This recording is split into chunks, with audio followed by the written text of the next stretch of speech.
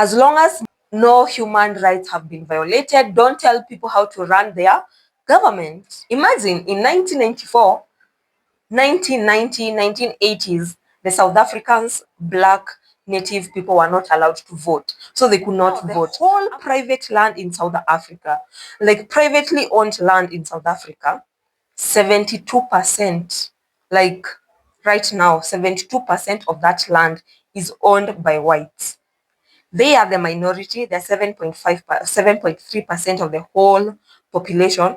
But when it comes to ownership of land, 72% of the whole land, privately owned land, is owned by the whites. Hello, what exactly is happening in South Africa? Welcome to today's video. We are going to talk about what exactly is happening in South Africa, and is Donald Trump really doing the right thing by threatening Africans, especially South Africans? He's going to not support them anyway. Hata watumania any aid. He's not going to send any funds to South Africa. How much does USA contribute to South Africa? Inatumanga pesa ngapi South Africa? I have all the tea for you. But first of all, let's get back into the background of what came to be. Kwa nini hii bill imekuwa so controversial, the land bill yenye the president for South Africa? First of all, let's understand that South Africa has two races. They are the whites and the non-whites. I call them that because that's what they used to be referred to as non-whites. For non-whites, tena kuna a more group of non-whites, the Africans and the colored.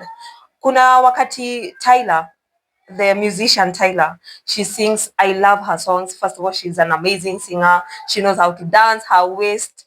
Where is it at? Because that chick can dance and her waist haionekani. She's just an amazing performer and a musician, and it's the right time that Africans tunafaa to support our own talent.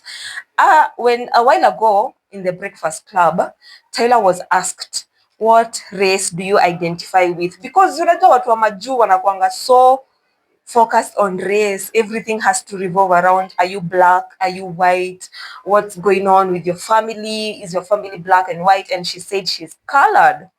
And the black community in the US was so worked up. What do you mean you're colored? How can you call us like that? They didn't understand that in the essay South Africa, wow, wako na group of people. You just can't say I'm black if you're not brown like me. For myself, I don't consider myself black. Actually, Africans, we are not black, we are brown. You just can't call yourself brown ufurahishe black, ufurahishe watu wa US, na watu kwenu South Africa wako like, girl, what? Brown, black, where? You're colored. So yeah, akasema I'm colored, and people are so pressed about it. And truly, it is such a deep thing. Ukisoma the history of South Africa, that people were grouped like that. Kuna colored na kuna ni colored ni watu wenye wako mixed, like very light people. You see? Una vile sisi tunawaita what are they called in Kenya? Pointy. Unaona mapointy kama Miss Chow ama mom of three. That are pointy, huyo ni pointy. Sasa the same way uko South Africa wanaitwa colored. Now tumesha understand the groups. So South Africa, it has white people, colored, black people, and Indians. Okay. Now South Africans was colonized by the British. Walicolonizwa na the British, and they gained independence in 1961. However, even after gaining independence, kulikuwa na this racial discrimination of the non-whites. Non-whites referring to colored and African. During that time, the government was the whole government it was made up of white people. So the policies they made during that time between 1948 to 1994, I'm going to tell you why it ended in 1994. Between that period, the government was purely made up of purely white people. Now one ndio walikuwa na make government policies, one ndio walikuwa na make law, one ndio walikuwa na make bills, acts and everything. And that's where the Land Act came to be. It was illegal to actually interact and have relations with the non-whites. Ungepatikana you have a relations with non-whites, that was an illegal offense. Like that was an offense according to their laws. It was that bad. You're in your country, you have your independence because you already gained your independence. Now it's 1970s. You already have your independence. It's already a state, like, but you're still under this government of the white people. Okay, the British bado hawakutoka, na that's why kuna watu wenye walizaliwa South Africa, they are purely South Africans but they are white because hao watu hawakutoka. You see? So now this during that time ilikuwa illegal even to mix, even to use public facilities na watu wenye they were not considered white, the non-whites. So ulikuwa unapata Indians, they would be placed in one area, the whites would be placed in another area, and the non-whites would be placed in another area. Now the black people. Mind you, the Africans are the native people for that land. During that time, now that government it can decide that we are not going to mix with these people, and as a matter of fact, we are going to relocate them to the not so good lands, zinaitangwa rural lands, ama the low value lands. You see, like right now, Karen is a very high value land compared to Murang'a huko kwetu. Okay, so now wakatolewa those very nice lands zenye ziko fertile and very big farms, so every private land at that time was fully owned by the white people. Now in 1994, when the Africans, now South Africans who are black, were allowed to vote. Imagine in 1994, 1990, 1980s, the South Africans, black native people were not allowed to vote. So they could not vote until 1994, when now they were given the freedom to vote. And that's how Nelson Mandela became president. You see, these things I didn't know. It's nice to know these things. In 2022, a national census in South Africa was conducted, and 7.3% of the whole community are the whites. So of course, the majority are the native people of that land, the South Africans, the black South Africans. Now, the whole private land in South Africa, like privately owned land in South Africa, 72%, like right now, 72% of that land is owned by whites. They are the minority. They're 7.3% of the whole population. But when it comes to ownership of land, 72% of the whole land, privately owned land, is owned by the whites. So of course, the blacks were going against these land reforms, some of those land acts that were there during your time in the whites were the ones leading the government. So now, in 2020, now this bill that Ramaphosa has signed was brought to parliament.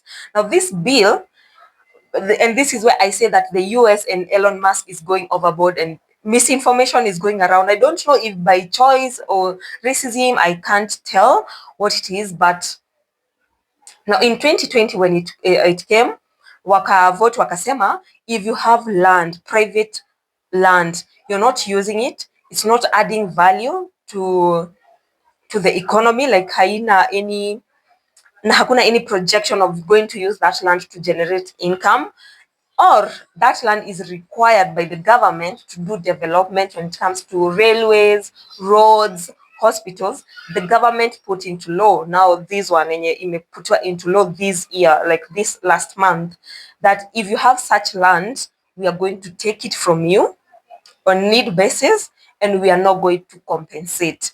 Earlier before, ilikuwa willing buyer, willing seller. The government would buy land from the white people who are willing to sell them to them. So now, but now this bill that was brought and has been passed and is now law, inasema as long as you have that idle land that the government requests to do development or is going to help the community, they're going to take that land from you, they're going to develop it without compensation. That is the reason why this whole bill happened. Now, after it was signed, of course, there was uproar on social media, people claiming that this is discriminate the white community, the white people are being targeted. Donald Trump akasema, if the South Africans is going to continue like this, then the USA will have no other choice but to stop funding to the South African government. The government of South Africa was like, hold on, wait a minute. We only receive funding from USA that is in the health sector, that helps in HIV/AIDS management, research, and everything to do with HIV/AIDS. And they said, actually, we receive only 17% of that program. So as a matter of fact, we don't depend on you. And if you're going to stop funding, we're also going to stop selling ama giving you minerals.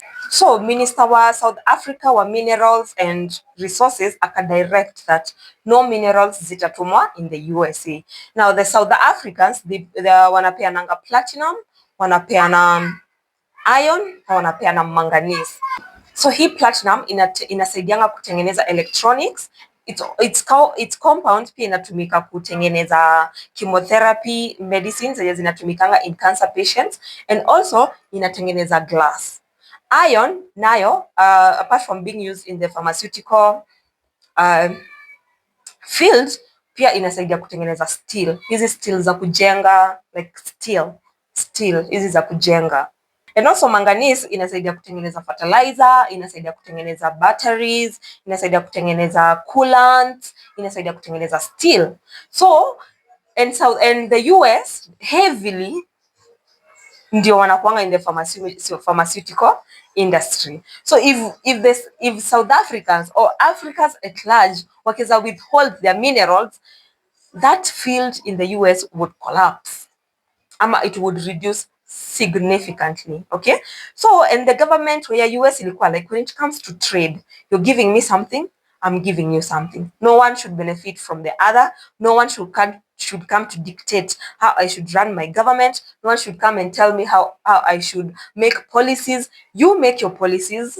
That country, every country has its sovereignty power. Like, we are allowed to think for ourselves.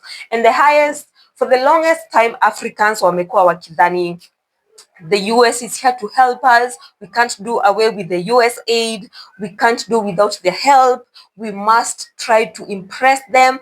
And the moment China discovered that, no, we don't have to do it, they left. They stopped trading with dollars. If you're trading from China to anywhere else, you must trade with their shilling, whichever yen. I think they use yens. You trade with theirs. The same way, no wonder sahi unaona that China is such a superpower.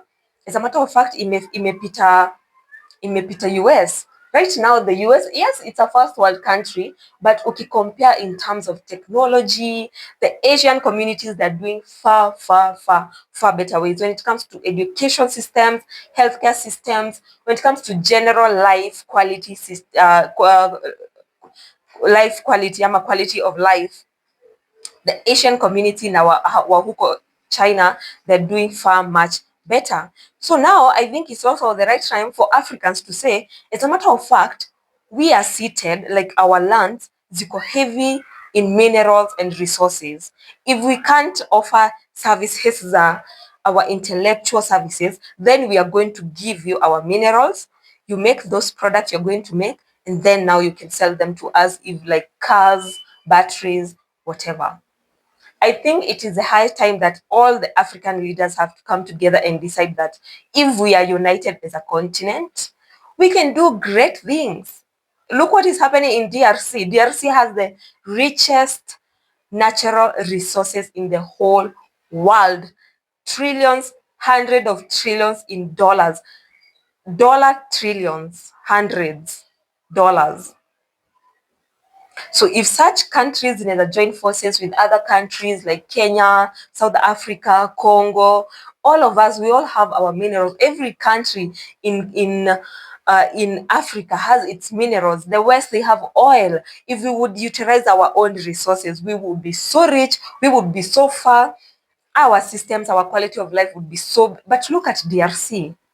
They are the richest in the whole world when it comes to resources, but the quality of life, they don't have roads, they don't have infrastructure, they don't have hospitals, they don't have nice schools, because we have been colonized to the core. Now, this is where I felt things went out of hand. Elon Musk is an African. He was born in South Africa and he was raised in South Africa. But he tweeted to say that the South African government, knowing very well the situation that is in South Africa, he tweeted and said that South Africa is being racist and discriminatory to the white community. And I was like, what?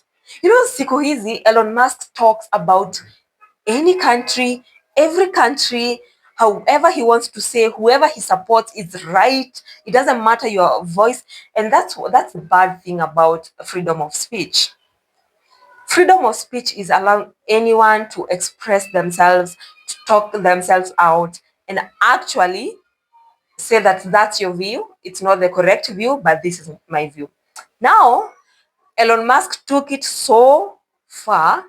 Meta ilikuwa also TikTok inakuwa restrict freedom of speech kabisa, like you can't even say kumbavu zangu on TikTok or even tell someone fuck off, you can't say such words on TikTok because they are going to flag your video. Same to Meta, but Meta right now they are saying they're going to implement policies that are not going to be discriminatory, whatever. Now, Elon Musk took freedom of speech so hard because in X, you can say anything you want to anyone you want. You can post anything you want. X is just a place of just people expressing themselves. But now Elon Musk has taken it so far that whatever he says should be done, will be done. If not, consequences will be had. I don't think that's the right way to go about things, kwa sababu his views are different from my views, are different from your views. It doesn't mean that if we don't follow whatever he says, now they're going to threaten us.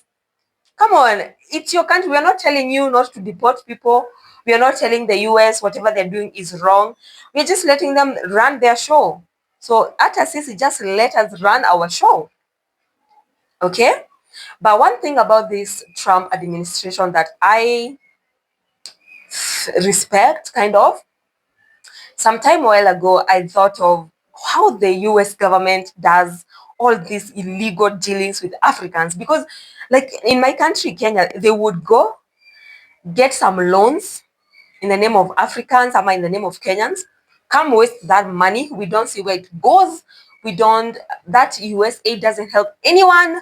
If you're donating something to a community, then that community should be the one to benefit, not the people receiving it, not the government. But imekuwa ni government imekuwa ikienjoy this benefit. Actually, the people have not been benefiting in this US reliefs, the US aids that we have been getting. And that's why right now you can see that Africans are telling Donald Trump, as a matter of fact, reduce all the spending, all the donations you make to Africans, because Africans, we must wake up and have a revolution, of an economic revolution as a continent, of what we need to do, what we need to implement, the policies we need to do so that we can, grow and have dignity. Because I feel like the reason why the whole world does not respect Africa ama haitupeangi dignity is because of our leaders. Our leaders have made it, wamefanya tukue beggars and just humiliated. Anytime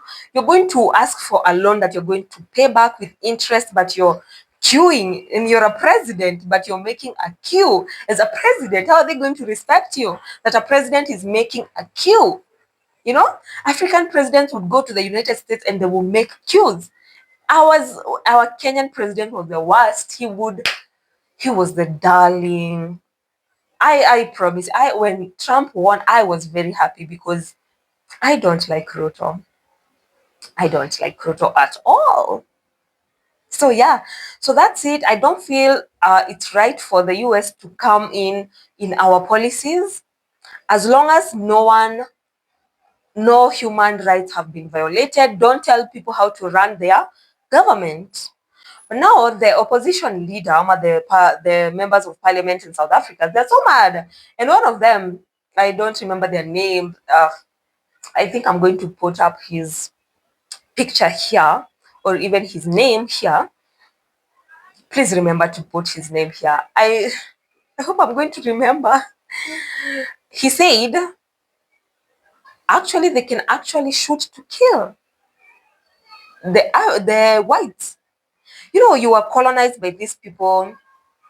Some of these people were born in the 1970s, so they actually experienced this racial discrimination in the 1980s, in the 1990s. They actually experienced this discrimination. So it's so deep in their heart. They actually know what it is to be a slave, being racial profiled in our own in your own country. It's the same thing that happens in Kenya. Those Indians, then there was a hotel that was on the spotlight the other day in the coast region, where the manager anakuja anachapanisha chakula anarushia, then you shout at the, this is common. This is common. The Indians who are in business, this is common to them. They just shout at their employees. They actually can slap you. There are videos that have trended so many times. Chinese employers wakichapa wa Kenya. And we are in our own country, but these people, they come in our own country.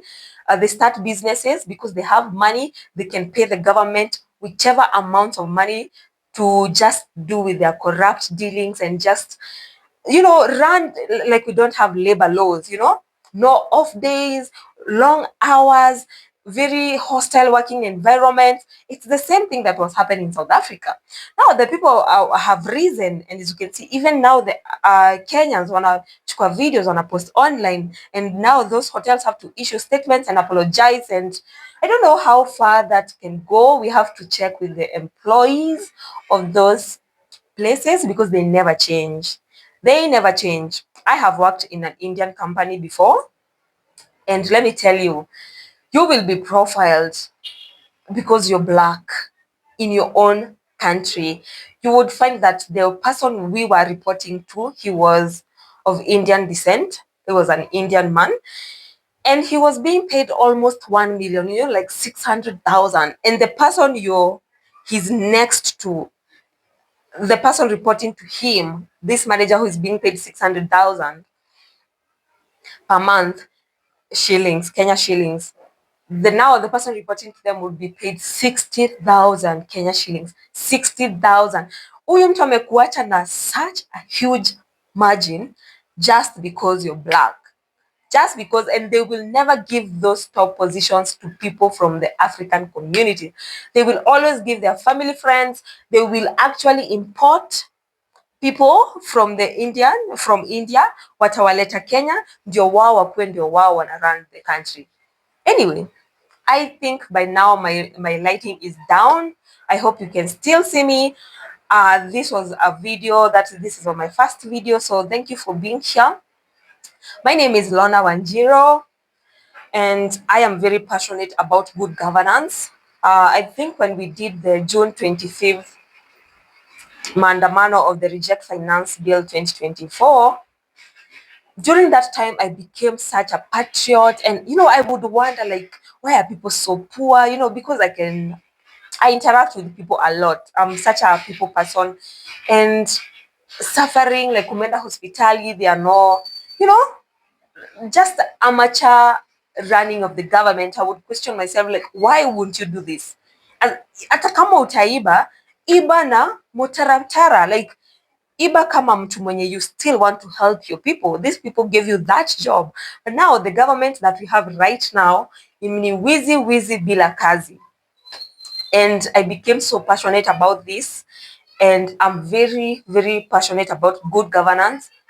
As a matter of fact, I dream about being a lawmaker who has impact on people, a president, because I want to impact people's lives positively, not just by doing it, but directly impacting their life, the quality of life they have, the quality of education they have, the quality of healthcare they have, the quality of infrastructure they have, the quality of life generally. Because when you make your people happy, when you have infrastructure, watu tena now enjoy life very much. So that's why I started this page, this videos. I hope I'm going to still be doing them. I'm actually going to still be doing them. I don't hope, I know I'm going to still be doing them. But yeah, so please support me. You can subscribe down there. Please do subscribe and tell me, what do you think about South Africa? Do you think Donald Trump has the right, or the authority to question South Africans' laws on land laws? And do you think that whatever the president Ramaphosa has done is the right thing? I think so. I think it's only fair. We are the natives here. Let's be honest. You can't be. I can't go in the US and be the blacks working at the majority of the land. It can't happen. So why should it happen in our own continent? So yeah, that's all about. I had my notes here. So in case you saw me just peeping, that's it. Those are my notes, because you have to come up with notes for this kind of videos.